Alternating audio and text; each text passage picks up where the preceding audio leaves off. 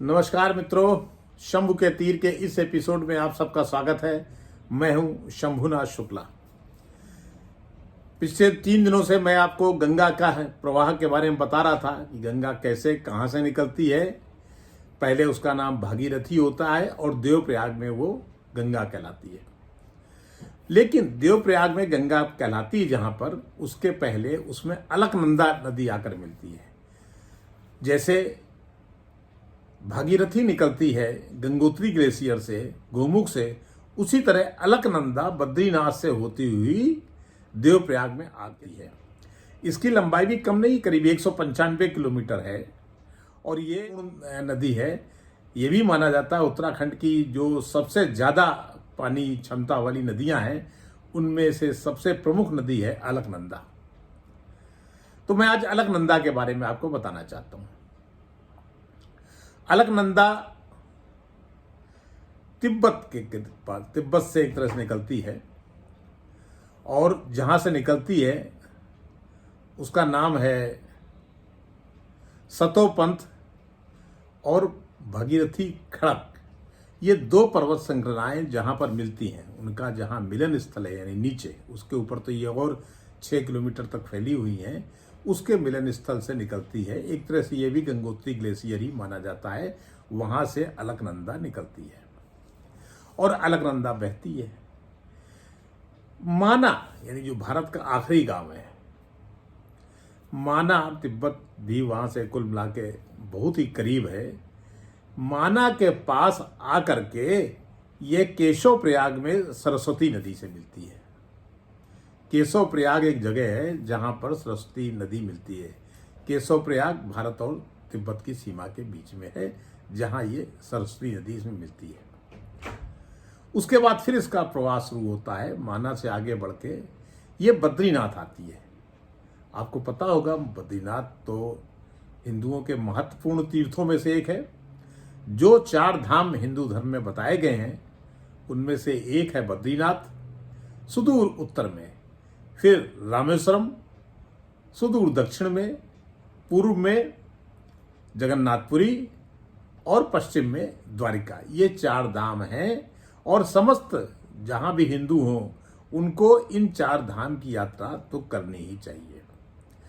तो ये जो अलकनंदा नदी है, ये वहां से निकलने के बाद यानी अपने जहां से उद्गम स्थल है सतोपंथ पहाड़ी और जो पर्वत श्रृंखला है भागीरथी खड़क से निकलने के बाद ये केशव प्रयाग में मिलती है सरस्वती से। फिर सरस्वती का जल प्रवाह लेकर के ये बद्रीनाथ आती है। कहा जाता है बद्रीनारायण के पांव पखाड़ती हुई, विष्णु के पांव पखाड़ती हुई ये आगे बढ़ती है।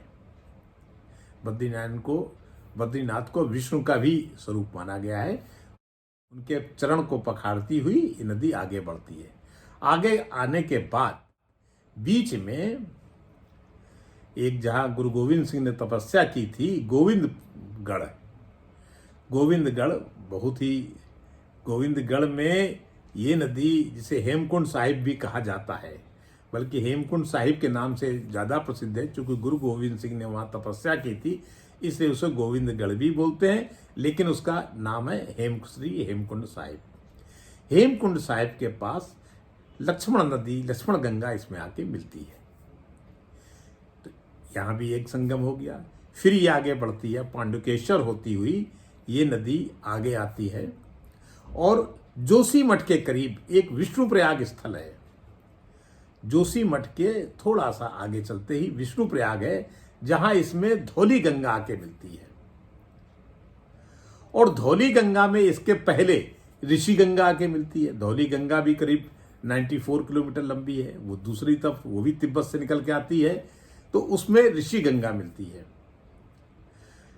पिछले साल आपको याद होगा कि जो ग्लेशियर गिरा था चमोली जिले में, जिससे कई लोग मर गए थे, कई पावर प्लांट में मलबा धस गया था, वो इसी धौली गंगा में ही हुआ था। तो ऋषि गंगा है, उसके ऊपर है। फिर यहाँ धौली गंगा जिसे विष्णु गंगा भी कहते हैं, वो अलकनंदा में आके मिलती है जोशीमठ के पास विष्णु प्रयाग में। फिर नदी आगे चलती है। विष्णु प्रयाग के बाद एक जगह आता है नंद प्रयाग। यानी जो उत्तराखंड के पंच प्रयाग हैं उनमें से सब बता रहे हैं। विष्णु प्रयाग के बाद नंद प्रयाग आता है। नंद प्रयाग बड़ा स्टेशन है, अगर आप जाएं वहाँ तो नंद प्रयाग आपको एक बड़ा कस्बा है, पहाड़ी कस्बा, वहाँ पर रुक भी सकते हैं और अच्छा वहाँ से थोड़ा मौसम भी ठंडा हो जाता है। नंद प्रयाग में एक नदी आके मिलती है जिसका नाम है नंदाकिनी। अब ये नदियां चूंकि छोटी हैं इसलिए अलकनंदा नाम ही इसका चलता रहता है।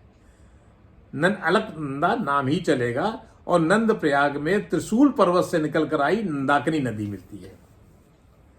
उसके बाद आता है फिर कर्ण प्रयाग। नंद प्रयाग गुजर गया, जब हम बद्रीनाथ की तरफ से उतर रहे हैं, नंद प्रयाग जब गुजर जाएगा तब आएगा कर्ण प्रयाग। पहले बद्रीनाथ से उतरते ही हेमकुंड साहिब के लिए पांडुकेश्वर से अलग रास्ता है, लेकिन जब आप विष्णु प्रयाग आ जाते हैं, यानी जोशीमठ एक बड़ा कस्बा है, जोशीमठ से ही जिनको जाना होता है, थोड़ा औली में बर्फ गिरती है, औली में स्केटिंग भी होती है देखने, तो वो उससे जाते हैं रोपवे से। तो जोशीमठ के बाद जब और नीचे उतरते हैं तो आएगा नंद प्रयाग, और नंद प्रयाग से नीचे उतरने पे आता है कर्ण प्रयाग। कर्ण प्रयाग में इसमें पिंडर नदी आके मिलती है। पिंडर नदी को कर्ण गंगा भी बोलते हैं, चूंकि ये पिंडारी ग्लेशियर से निकली है इसलिए इसको पिंडर नदी कहते हैं। बागेश्वर के समीप पिंडारी ग्लेशियर से निकलने वाली नदी पिंडर नदी इसी अलकनंदा में मिलती है और अलकनंदा बहती चली आ रही है। फिर आगे आता है रुद्रप्रयाग। रुद्रप्रयाग में इसमें मंदाकिनी नदी आके मिलती है। मंदाकिनी आ रही है केदारनाथ से, जो शिव का धाम बताया गया है, और ये भी बड़ी नदी है। और जो 2013 का हादसा हुआ था वो कहते हैं कि मंदाकिनी के फैलाव, मंदाकिनी को रोकने की कोशिश की गई थी। मंदाकिनी के नदी के जो उसका डूब क्षेत्र है उसमें लोग बस गए थे, यानी जो उसका प्रवाह क्षेत्र है, इसे मंदाकिनी ने रौद्र रूप दिखाया और पूरे केदारनाथ में कई हजारों लोगों को लपेटती हुई वो आके फिर मिलती है अलकनंदा में रुद्रप्रयाग नामक स्थान में। रुद्रप्रयाग के बाद फिर आप एक तरह से मैदानी इलाके में आते हैं, थोड़ा सा घाटी है, वो है श्रीनगर घाटी। श्रीनगर घाटी में अब ये अलकनंदा नदी जो चली आ रही, जिसमें सारी नदियां मिलती हैं, यानी कितने प्रयाग हो गए। केशव प्रयाग पहले था, जो असली प्रयाग उत्तराखंड के शुरू हुए, वो विष्णु प्रयाग, नंद प्रयाग, कर्ण प्रयाग, रुद्रप्रयाग। उसके बाद फिर नदी आगे बढ़ती है और श्रीनगर में विशालकाय जो पार्ट इसका दिखाई पड़ता है, क्योंकि श्रीनगर घाटी है, मैदान में श्रीनगर में आती है विशाल पार्ट, और जब बाढ़ आई होती है तो पार्ट और भी कहना चाहिए विस्तृत हो जाता है, फैल जाता है। तो वहां से श्रीनगर के बाद ये आगे बढ़ती है फिर, और श्रीनगर से कुछ दूर चलने के बाद जगह आती है देवप्रयाग। देवप्रयाग तक इसका बहुत विशाल रूप होता है, अथाह जलराशि लेकर के आती है। और उधर से मैंने बताया था कि कल तक मैं बता चुका हूं, उधर से भागीरथी अथाह जलराशि लेकर आ रही हैं। तो एक समकोण की स्थिति में दोनों नदियां आकर के देवप्रयाग में मिलती हैं। देवप्रयाग वहीं से गंगा नदी बनती है। ये 195 किलोमीटर उत्तराखंड में बहती है नदी अलकनंदा। अलकनंदा भागीरथी का जब मिलन होता है देवप्रयाग में तो दोनों गंगा कहलाती हैं। फिर गंगा आगे बढ़ती हुई ऋषिकेश आती हैं, ऋषिकेश से वो मैदान में उतरना शुरू करती हैं। ऋषिकेश तक उनका प्रवाह बहुत तेज है और एकदम से जैसे पहाड़ों से बढ़ती चली आ रही हैं। फिर उनका प्रवाह थोड़ा मध्यम पड़ता है, ऋषिकेश में पाट भी चौड़ा हो जाता है। अलकनंदा राफ्टिंग के लिए सबसे बेहतरीन नदियों में से एक मानी गई है। बहुत जो लोग बद्रीनाथ से आते हुए राफ्टिंग करते हुए आते हैं उनके लिए अलकनंदा बहुत ही बेहतरीन है। और इस जहाँ से निकलती है वो ऊंचाई भी करीब 4350 मीटर की ऊंचाई पर स्थित है।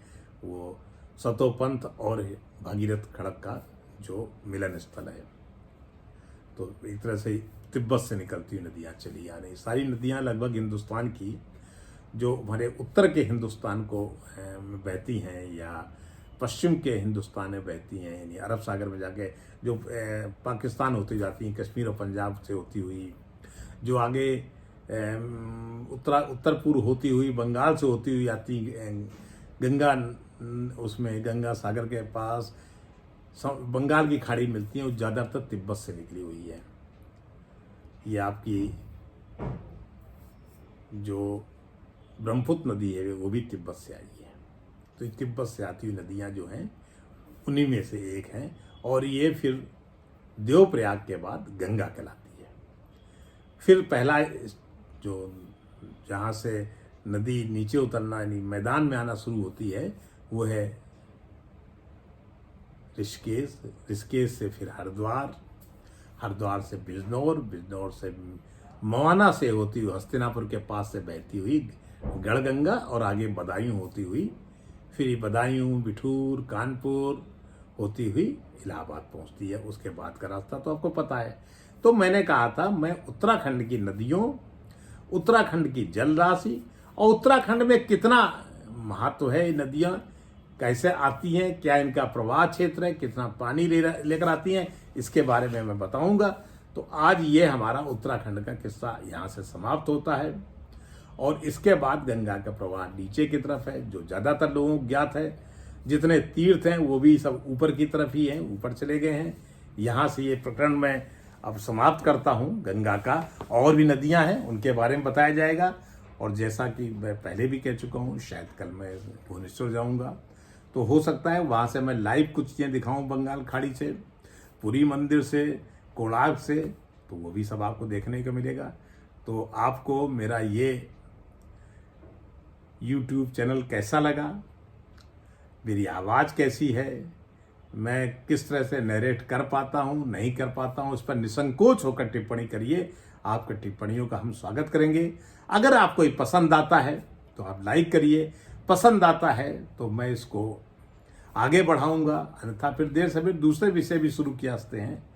तो ये मेरा जरूर कहना है कि आप इस पर कमेंट जरूर करिएगा। तो धन्यवाद मित्रों, आज का एपिसोड यहीं समाप्त करते हैं। नमस्ते, सत श्री अकाल, आदाब।